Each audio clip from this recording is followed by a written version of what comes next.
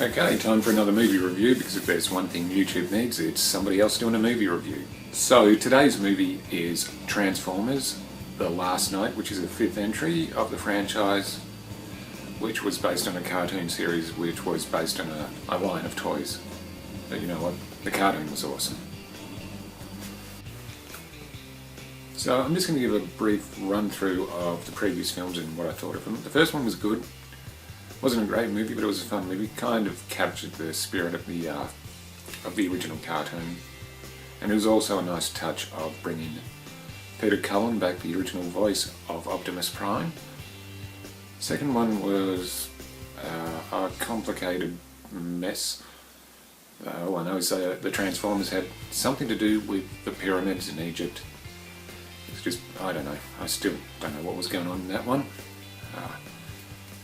Third one, Megan Fox was out, Rosie Huntington-Whiteley was in, and there was a Buzz Aldrin cameo.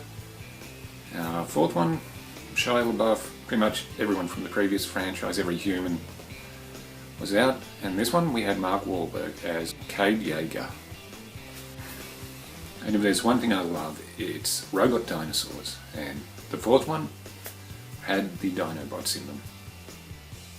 Before I start, there's the usual spoiler alert. And in this entry we find out that some of the Transformers have been here since the Dark Ages, and that some of them actually worked with the Knights of the Round Table.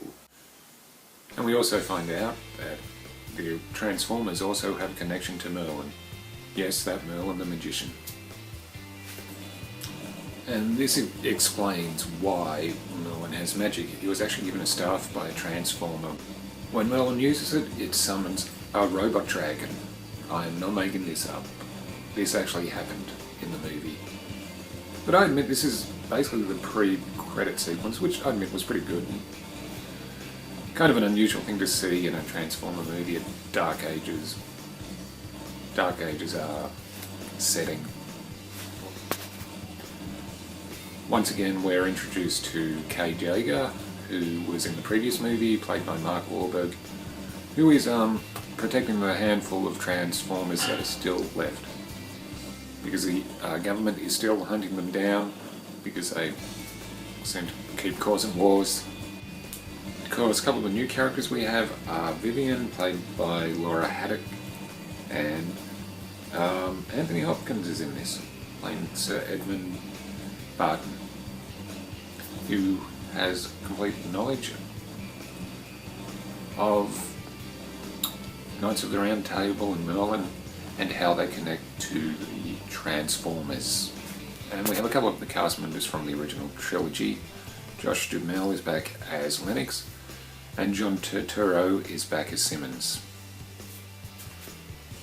Although I think John Turturro might have been busy, because basically he had like 3 scenes which consisted of him on a payphone, so maybe he was doing something else, but still it was nice to have him back. His character's always been kind of funny. Another interesting thing is we actually get to see Cybertron and what's left of it when Optimus Prime goes to see what's happened to it. Although one of the big problems with this is that Optimus Prime is actually sidelined for most of the movie. I know we still have fan favourite like Bumblebee there, but still, he is the leader of the Autobots, and you want to see more of him. New edition. Now, I do like the new edition of Cogman, who's like a butler Transformer with anger issues, which is pretty funny. But you know what? There were some interesting ideas in here, but as a whole, the movie's kind of, well, disappointing. It's always hard to do a 5th entry in a franchise. But, yeah, I didn't hate it. I didn't love it. So like I said, I really did like the first one, and that's pretty much why I've stayed with the franchise. Of course, there were some decent action scenes. One of my biggest criticisms with the Transformers movies, do they really need to go for almost 2.5 hours? A movie about robots that beat each other up shouldn't really go for that long. I mean, that's why we're there. We're there to see robots beat each other up. And look, I understand we need human characters in there, but they shouldn't be the main focus all the time.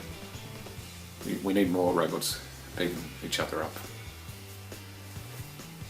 And apparently this might be Michael Bay's last directing of a Transformers film, and I know what some people are thinking.